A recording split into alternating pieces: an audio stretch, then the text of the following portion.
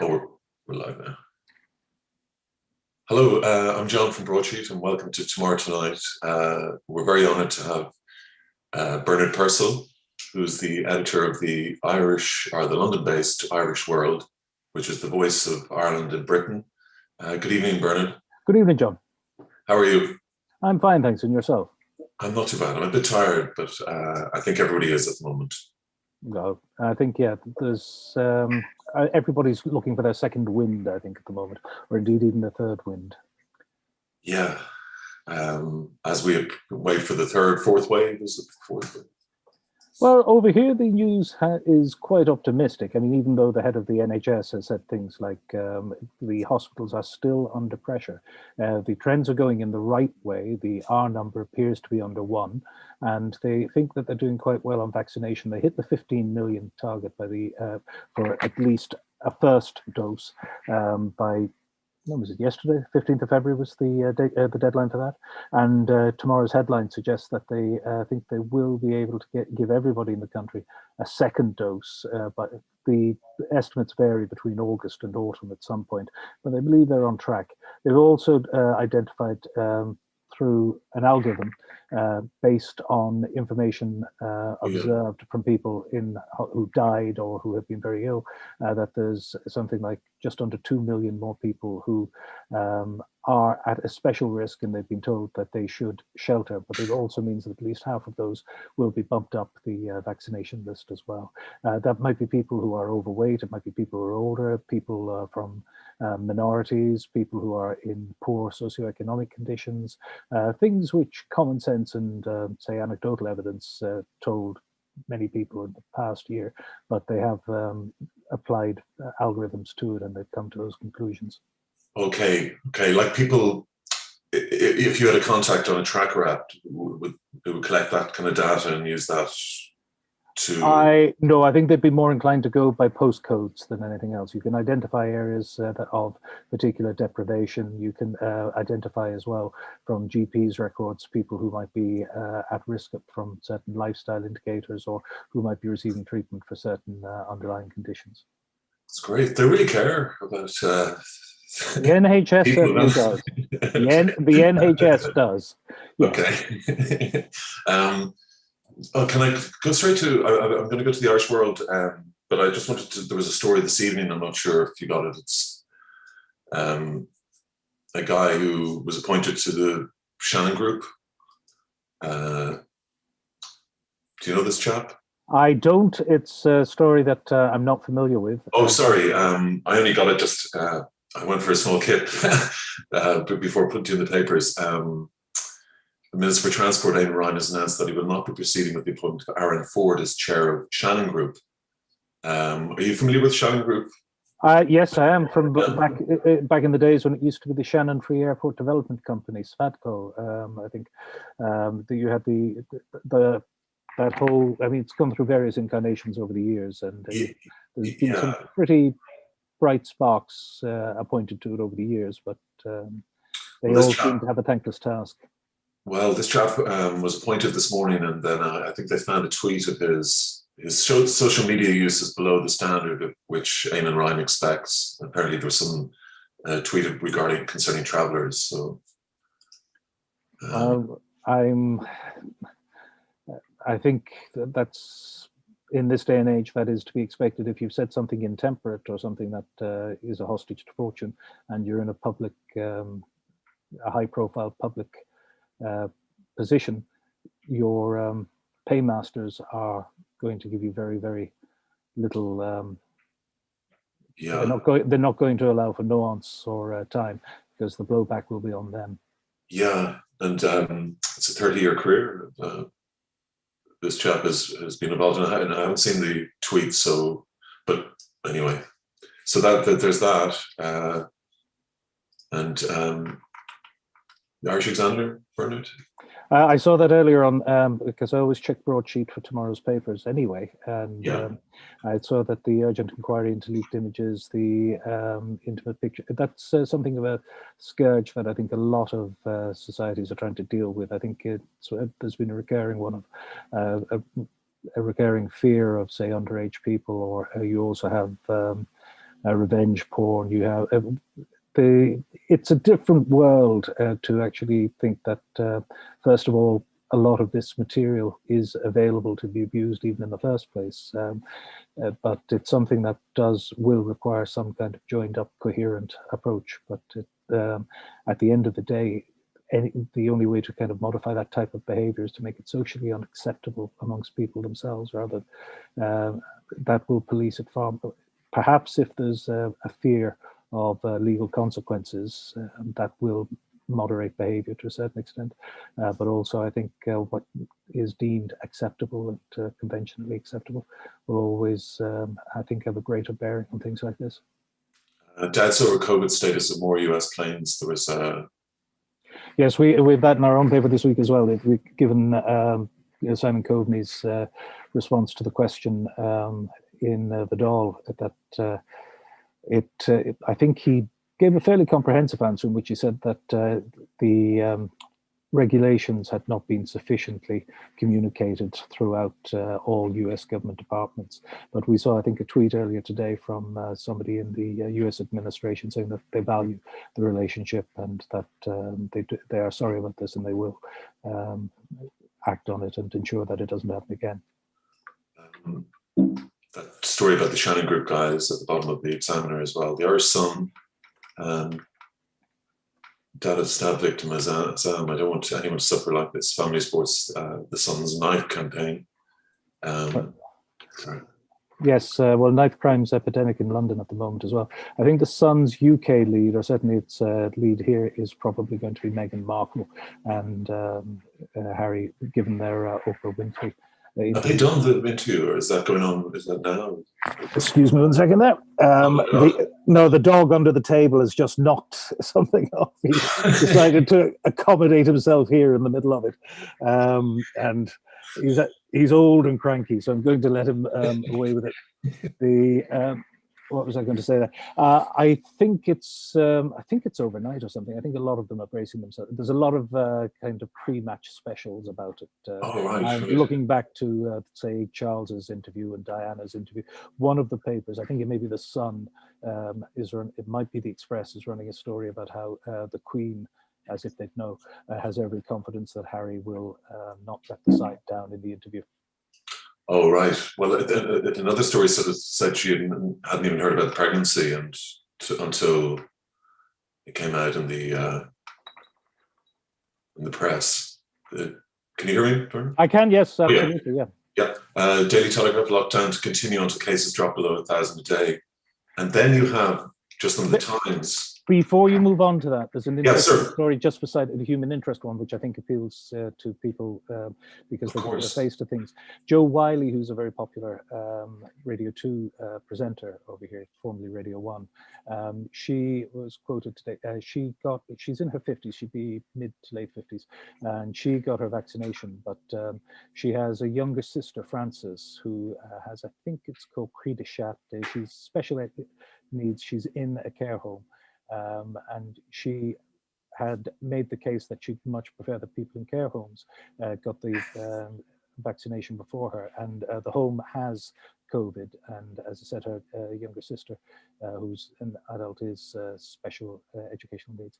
So that's what that photograph is there, and that's what that story is. It's a lot of people, whether they have older parents or they have special needs, adult relatives in homes, and feel quite helpless, will identify and sympathize with that particular story. This is a great news for over 75s in Britain. The TV license was going to be taken away from them, wasn't it? The free license, and they've been given a reprieve. Is that right?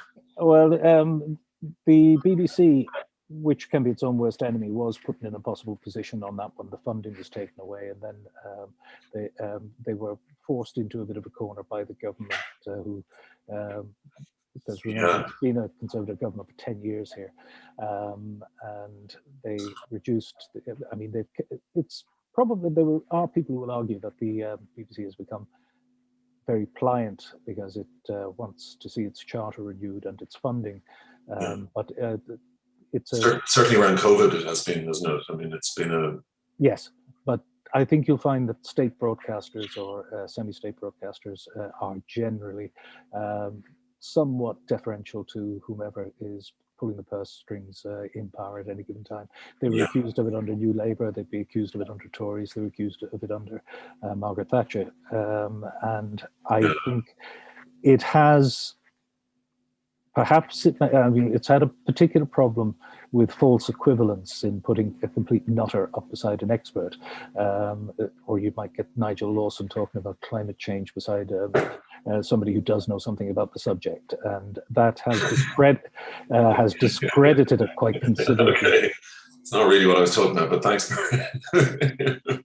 Okay. There's another story down here. Actually, where is it? Oh, yeah.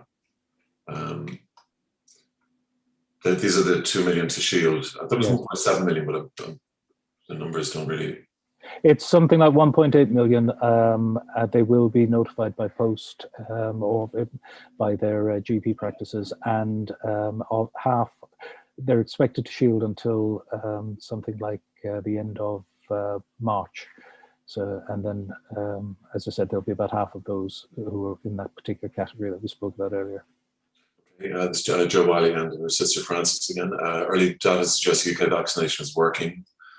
Yes, and the R number is below 1. So it is, all the indicators do appear to be going in the right direction. And we also had Nedim Zahawi, the head of the vaccinations task force, the minister, expressing, as I said earlier, confidence that people might well be able to get their 2 doses, but equally that they might be able to modify the dose because, for when there's another surge or when people are particularly vulnerable, say in the autumn, winter. So to be able to respond fairly swiftly. Okay. Did express Queen's faith in Harry over tell-all TV shows? He's saying nothing is off limits. I bet it is, actually. You can be absolutely certain it is. The Queen has every faith Prince Harry and Meghan will honour. So there's something expressed. It's like the last 40 years, it just hasn't happened. Or, well, keep in mind, as I've said to, I think I say to you every week, the Express is in the same stable as the Daily Mirror. It's owned by the same company that owns it and the Star. Yeah. Oh, yeah. Such an unusual mix, isn't it? The Mirror and the Express. And well, you've got it with some of the broadcasters here. They'll have somebody rabidly right-wing and somebody liberal, and they'll play to both sides so long as they get the interaction of the audiences. Yeah, it doesn't work in really. I mean, other than just pure entertainment, does it? That's pretty much all it is. Yeah, so you just keep the listener or the viewer engagement. Over here as well, there's plans for a kind of British version of Fox News. In fact, 2 stations. One of them fronted by Andrew Neil, who formerly of the BBC but runs the Spectator, and he started Sky. In fact, he was the first. He was part of the launch team, but he took a lot of credit for it. But he was not the. It's just up the road from here, but he got very comfortable there, which was one of the reasons that the Murdochs moved him to New York to take him out of his particular comfort zone, because they don't like people getting too comfortable in their earnings. But the Murdochs no longer own Sky. It's actually owned by one of the big American combines now. But there's a belief by Andrew Neil and his backers that there's just not enough right-wing news, and that the right-wing argument isn't heard sufficiently in this country. And how do we know that? Because we hear it morning, noon, and night from pretty much every media outlet available. Well, Andrew Neil would be in the centre-right, One Nation Tory, kind of old school. I don't think he would be One Nation Tory. He's not Thatcher. He's not full-blooded. Maybe a Majorite. Oh no, I think he had contempt for Major. He's somebody who did very well. He came. He came up through that post-war dispensation, and he himself has said in the past that people, the current lot, are kicking the ladder away. But he'd be somebody who came through university. And by his own effort and by his own talent and by a certain amount of patronage, he did well early on as editor of Sunday Times. But he's never been. I don't think he could ever have been called liberal, and I don't think he'd ever be on the No, same no, page no. as his predecessor Harry Evans or others. With the sainted Harold Evans, yeah, I guess, but he had a longer run, and he had some fantastic scoops and some fantastic sort of. Like the Hitler Diaries and Carmen Proetta in Gibraltar, the character assassination on her. There's a few others I can think of. I don't think that was Andrew Neil, to be fair. That was Andrew Neil. That was before his time, no? No, Carmen Proetta in Gibraltar, because I was on that. Okay, Carmen Peretta, yeah, which was a disaster, the whole thing. But the Hitler Diary, wasn't that? That was 86. God. Okay, I kind of take it back. He did have some scoops, and as you say, they were fantastic. It was very much this icon. That Sunday Times is very strong, like strong paper in terms of the culture and the style. Like it was a great package in the 90s. Remember, I mean, I'm sure it still is, but it's still on Arts and Entertainment, and its sister paper, The Times. They're good value, and the Irish edition of the Sunday Times has always been certainly. Up until recent years, has also been a very strong offering, and of the paper, looking for Irish news over here, especially when there was a hard copy version of the Times as well, found that the Times Irish editions and the editorial staff on that often went further afield and came up with more original and more interesting stories than necessarily being told what to think by some very well remunerated columnist in one of our. There's no, yeah, it was a pity that they didn't sort of last the pace, really, isn't it? The Morning Star, you were talking about the Times Irish edition, the daily one. I beg your pardon? Yes. Sorry, what did you say there, John? I couldn't hear properly. No, I was just saying it's a pity that yes, I agree with you. It had a very, very good, and the team, the editorial team, I thought they did some pretty good stuff. I mean, everything across economics into and one didn't get the. It seemed fresher, and they punched above their weight. They did some pretty good stories, and I think that team is now dispersed into other. They'll bring that talent into the other titles where they're working at the moment. But they were all very good journalists, most of them anyway. Now you're onto the Morning Star there. I know you got it. I know you got it delivered, but has Joyce been cancelled? I wasn't looking at that. I was actually looking at the lead story, which is something that I think Annalise Dodds was raising earlier today, which is there are significant concerns that a lot of firms, once furlough ends and once the supports end, and they're scheduled to end to taper off, they've already been extended, there will be quite an impact, particularly on the lowest paid as well. But there's an economic shock that will come. At the moment, it's been deferred, but it is anticipated. And well, not just for the lowest paid. I mean, all paid really at the moment, isn't it? I mean, but it'll affect the lowest paid as well, more seriously. But we're all buggered, really, aren't we? I think I've said to you before that the sense of an impending doom has got many a Celt through an otherwise tranquil period. So if we didn't have that sense of disaster looming, where would we be? Yeah, we don't cope well out of a crisis. The Joy story is reading the modernist masterpiece Against the Grain finds Ulysses is far less an attempted stream of consciousness than many would have you believe. Well, the book, it's a narrative. It's just it's just one element of the book. I mean, people always conflate that with Finnegan's Wake. Yeah, but isn't it? I mean, it's an internal monologue, isn't it? Really, I mean, between it is, but it's people assume that it is a coherent narrative. It's actually quite a pleasure. Anyone who has grown up in Dublin, in particular, it's like a warm bath. It's comfortable. yeah, that's very well put. Surging commodity, but it's Financial Times. Surging commodity prices deliver cash bonanza for mining investors. That's a really story that's going to grab the. I thought I knew economics until the banking crisis, when everything was sort of was turned on its head. So I'll not dive into that. There is a story which has been on the news cycle, which has been fed over here, which will probably turn up, but it's the attempts by this government to actually launch another culture war. The news cycle started today with its Oliver, the culture secretary, and the education secretary. The education secretary, Williamson, is desperate to actually distinguish himself because he's had a litany of failures as education secretary.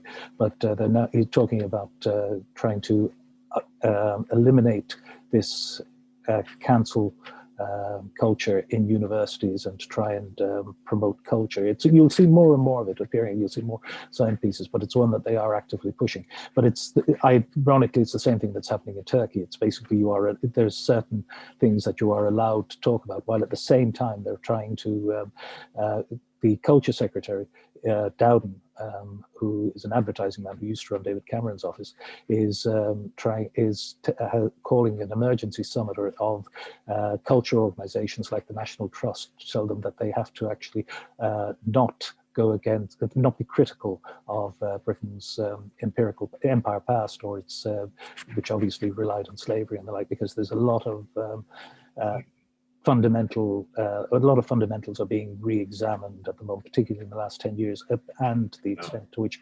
Britain's wealth and relied very heavily on slavery. So you're getting the kind of stuff that we've seen in Turkey, kind of stuff we've seen happening in the US. They're pushing this. In part, it's Boris Johnson's dead cat. Let's distract from other things. And is it also they must see a threat from legacy and this sort of new woke, anti-woke Lawrence Fox? I mean, they must see that. Well, it's something to be harnessed. It's moving on. I mean, you saw some ridiculous. You saw the likes of you saw the usual suspects. I won't name anybody, but actually bemoaning the fact that Britain went, like Ireland, decimalised 50 years ago. We could now actually go back to pounds, shillings, pence, groats, farthings, and crowns. Yes, and florins indeed. But that is being pushed in the same way as the blue passport was pushed. But it's a constituency that they think they can obviously cultivate. That there is something in it. That's why they all appear with a Union Jack behind them at the moment. Yeah. Oh, right. Well, there is a vacuum there certainly, and it's going to be filled with whatever flotsam jetsam. I mean, better, I guess, the Tory party than National Front, or yeah, you could say that. Better the Tory party than UKIP when it gave us Brexit. Better or David Cameron's zero tolerance policy for immigration, which then gave us Theresa May in the Home Office and Priti Patel. I think you could take that to all sorts of extremes. No, I won't. I must say though, Bernard, you must have start a campaign about the statue of Cromwell outside the House of Commons. I mean, it's just astonishing that it's there, isn't it? I have to say. I know he's a supremely historical figure in Britain, but good Lord. Well, most of his atrocities that we can name off the tip of our tongues in Wexford and Drogheda were conducted in Ireland, which when Irish people get indignant about that as well, and my wife's from Drogheda, they do some of them point out that they were garrison towns, they were loyal to the crown, which is something that tends to get overlooked in the kind of cataloguing of his atrocities. But when I remember when my eldest, who's a medievalist, was much younger, and we were coming out of the Christmas party in the House of Commons, and I think she may have been 4 or 5, and I was in the company of Julia Langdon and I think possibly Peter Mandelson, they just got and she pointed out, oh, there's that man, he was, what was that? He might have been okay, but she's called him something and said that he was very bad news for Ireland, and I was accused of propagandizing to this infant in an entirely inappropriate context. So, but that's some time ago. So there are plenty of people who are mindful of Cromwell's legacy, but people over here also don't realize that he came from Huntingdon, which was subsequently John Major's constituency. So he did something to rectify the ledger of history. Yeah, Bernard, thanks a lot. Oh, Bernard, I want to quickly Yes. have a look at the Irish World. Okay, we've got a local story on. We've got the because we couldn't face another week of COVID and travel and the various. So we put Yeah, that. it was a lovely story. That's the ladies from Father Murphy's, a London GAA and Camogie club, who have many doctors and nurses among their ranks, and some of them are working round the clock. And because there won't be, they normally would lead the St. Patrick's Day parade here, and the second year in a row there won't be. And so they've decided, and it shows it's one of the positives of the GAA, which one can criticize for many, many, many failings, but it is something of an international community as well. And you get it. What they've decided is that they're going to do this virtual 10K, and they're going to raise the professional fees, like the 120 quid nurse registration fee or other professional fees for the NHS players that they have among their ranks, because just for not to score points, even though I think last year a bunch of them in July did actually march up to Downing Street and say we don't need applause, a pay raise would be better. But, but in this instance, they said they just really want to just show their appreciation, show solidarity, and that's fantastic. It's a local story. It's a great story, and the best football name of a GAA side ever as well, Father Murphy's Ladies. Yes, well, it's a long running, amongst other things, the use of the apostrophe in the GAA is something that continues to cause premature greyness, because it's I think it's sometimes some people seem to think that it's a British plot, and so they're not going to show it any kind of respect. So the possessive apostrophe and the plural, I've given up as far as our house style is concerned. How did you get on with the Galtymore sign? When you can't, I put the that's proceeding apace. I put that lady in contact, and was very pleased. That's the chap who the Museum of London. He's used to work in Brent, but he's the one of the content directors. The Museum of London is closed at them, but it will be taken over the old Smithfield Meat Market, and I think it's a 300 million development. But he wants to do oral histories and absolutely. I think you've also, I think you've featured yourselves, and others have, that National Union of University of Ireland Galway is doing oral histories on the two survivors. So, and particularly amongst our readers and that, amongst the Galtymore crowd, there's any number of people, because it closed in 2008.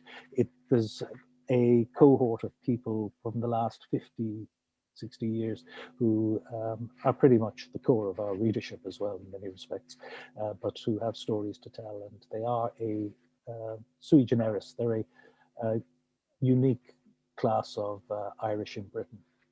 Yeah, we must do a show with some of them, Bernard, during the summer perhaps. By all means.